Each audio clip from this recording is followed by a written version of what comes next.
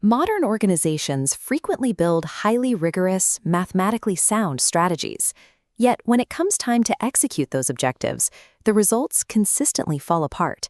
When projects stall, management typically blames the workforce. They assume there's a lack of frontline effort, insufficient motivation, or the wrong software tools. Consequently, executives attempt to push harder. They demand more hours or introduce new tracking metrics.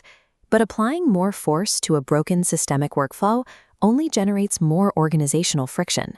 The true failure lies in structure. There is a missing translation layer between the high-level logic of winning and the operational logic of doing. Without a mechanism to connect these two distinct domains, even the most brilliant strategic plans will continuously degrade into disconnected, failing projects.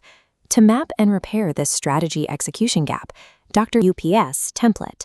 Standard linear checklists fail in complex environments because they cannot display interdependencies. A vertical list of tasks hides how abstract goals actually relate to physical actions. This diagram illustrates the blank 3x3 fractal architecture of the UPS grid. By utilizing a matrix, the framework forces all variables into a single spatial relationship. Notice the distinct center cell. It acts as an integrating environment for the 8 peripheral dimensions that surround it. This spatial organization forces problem solvers to map the exact location where their conceptual ideas fail to translate into concrete actions. The grid's top row establishes the formulation arc, anchoring the system in reality. Cell 1 targets the big, urgent, messy problem, identifying whom the system serves. Real problems are inherently messy. They involve multiple stakeholders, conflicting interests, and uncertain root causes that must be untangled. Cell 2 defines the mission, answering why this problem deserves attention. This provides a durable reason for acting that outlasts any temporary strategy. Cell 3 outlines the vision, answering what. This establishes the preferred future state, creating a deliberate contrast with the messiness of the original problem. If an organization bypasses this formulation arc, it guarantees that IPS. Cell 4 houses goal and strategy. This is the strategic how, the overarching logic moving the organization towards its vision. Within this space, terms must be exact. A goal describes an intended result. An objective makes that result measurable. And a strategy defines the specific logic required to achieve it. Cell 5 shifts to process and project. This answers when, translating the strategic logic into a strict sequence of temporal actions and workflows. The most common executive failure occurs right at this boundary. Leaders declare a goal in Cell 4, but fail to translate it into a sequenced workflow in Cell 5. Furthermore, Cell 6 introduces the person or team. A sequenced process remains useless until it is mapped to a specific human agent holding explicit accountability. Strategy establishes the logic of winning, and process establishes the logic of doing. Without Cell 5, a strategy remains an unfunded organizational aspiration. This structure exposes a massive enterprise error regarding Cell 7, the two hows fallacy.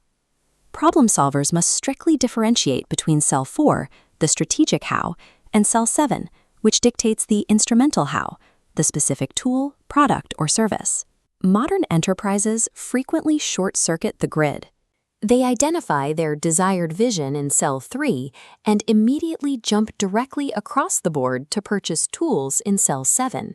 The required intervention is to build a shared visual knowledge architecture, not simply purchase a new collaboration app.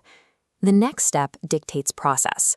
The team must diagnose current workflows and prototype a solution before determining the exact tools required. Look directly at the text in the center cell of this diagram. It serves as the final measurement anchor, tracking key results. The positive and negative notation indicates that execution is only verified by increasing a desirable metric, like comprehension, or decreasing an undesirable one, like search time. This center cell evaluates the entire perimeter system. It ensures the framework operates as a closed loop, constantly gathering feedback. If the central metrics don't change after an intervention, the flow is severed. The organization must cycle back and reevaluate the original problem. The 3x3 architecture holds one final, highly distinct feature. It is fractal. meaning it scales up or down indefinitely. This solves a paradox of organizational scale.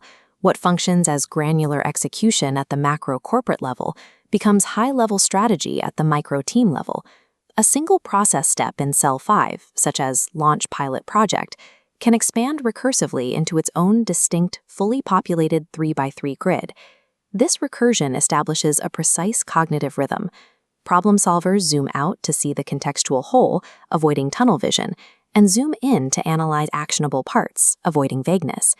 Because the structure scales seamlessly, it bridges organizational hierarchy. A frontline task at the bottom can be linked directly back up to the enterprise mission at the top. This shared visual grammar provides a common map across the organization, ensuring that frontline efforts remain directly aligned with the enterprise mission.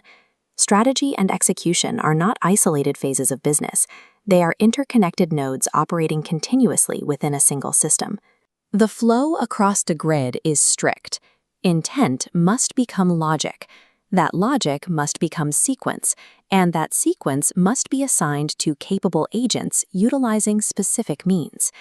This framework also serves as a robust interface for human-AI collaboration. Artificial intelligence can rapidly generate alternative solutions for each cell, while humans maintain the overarching structural logic and final judgment. High-level problem-solving depends less on the speed of an answer and more on the structural integrity of the model.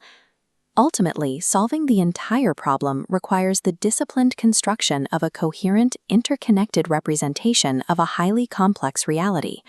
An organization can only successfully execute the individual parts once it possesses the architecture to see the whole.